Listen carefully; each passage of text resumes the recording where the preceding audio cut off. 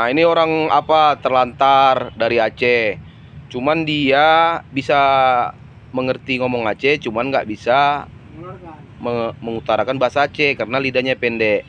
Ini bapak-bapak ini penjaga kuburan yang selama berapa bulan Pak ngurusnya Pak?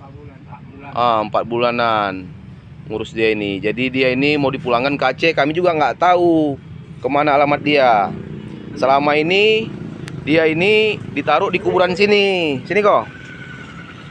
Tidur. Di mana kok tidur selama ini?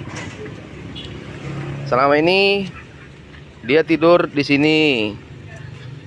Dia kalau bahasa Aceh ngerti, cuman mengutarakannya dia nggak bisa karena lidahnya pendek. Cuman ada sedikit apalah ini orang.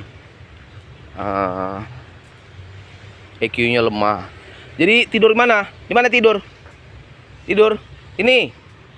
Dia tidur sini.